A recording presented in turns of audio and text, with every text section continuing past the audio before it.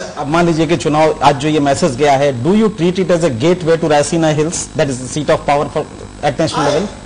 I would think that if you think in terms of the coming Lok Sabha elections, you should not think only of Karnataka. Congress party also should think in terms of why they have been losing one election after another since Bihar. Almost all the assembly elections held, with the exception of say Assam or tiny Goa. They've almost lost all and lost them badly. Why? It's principally because their victory in 2004 was a chance victory.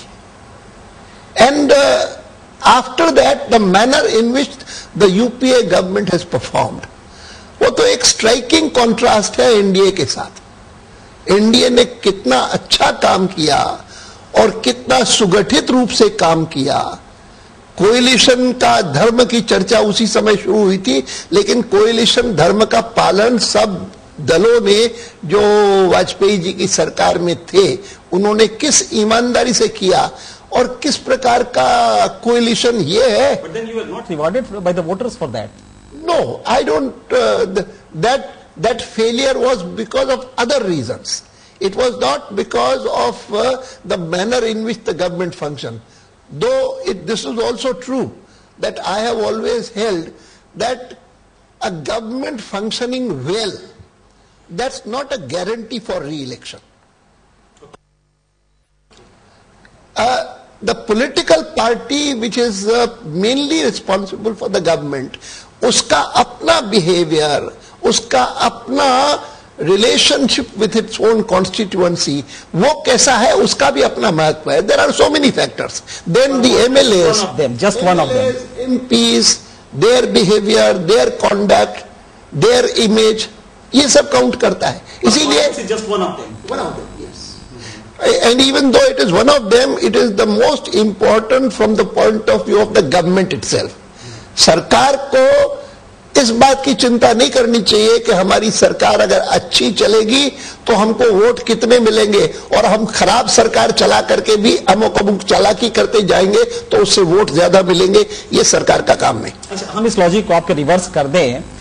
Had you projected any other leader in place of Yediyurappa, would you have got the same number of seats?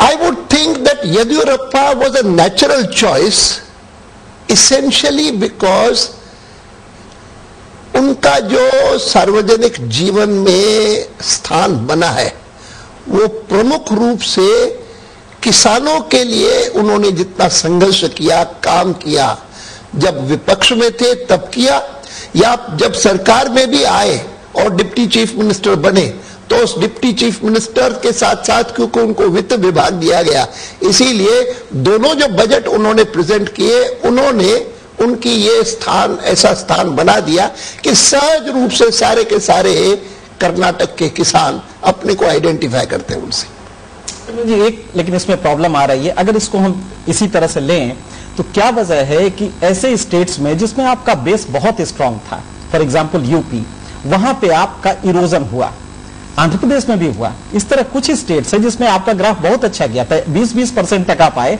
लेकिन वहां से आपको वापस आना पड़ा या public ने reject किया। जैसे यूपी है, यूपी में आपका वही स्टैंड नहीं रहा, 2007 के इलेक्शन में भी you lost percentage of vote. तो ये वजह क्या है? उसकी वजह मैं आज यूपी नहीं एनालाइज कर रहा हूं, उसकी वजह है जिसको मैं एक्सप्लेन कर सकता हूं और हम उस मामले में लगे हुए हैं।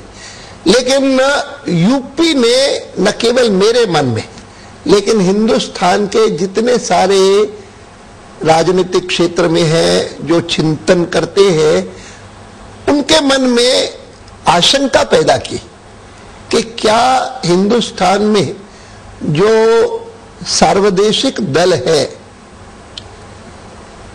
मुख्य धारा के दो दल हैं, वे सिकुड़ते जा रहे हैं और उनका स्थान जातिवाद के आधार पर या क्षेत्रवाद के आधार पर बने हुए दल वो लेते जा रहे हैं।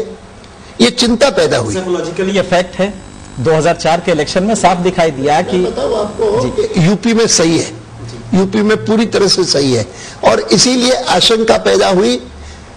कर्नाटक से ये फिर आशा दूर भी हटती है, ये जो चिंता है वह कुछ मात्रा में दूर होती है जब आज भी टिप्पणी करने वाले कई लोगों ने कहा कि इससे लगता है कि जनता जो है धीरे धीरे क्षेत्रीय दल को छोड़ करके जो मुख्य धारा के दो दल है उन्हीं को समर्थन देकर के उनमें से किसी को अगर बहुमत मिल जाए तो ज्यादा अच्छा है, ऐसा मानने लगी है। ये अच्छा लक्षण है। ये कर्नाटक के इलेक्शन से ये ट्रेंड, उसमें ये बात ठीक है कि उसमें एक फैक्टर ये भी है कि गुस्सा है जनता दल एस के प्रति कि उन्होंने ये विश्वासघात क्यों किया, ये फैक्टर है।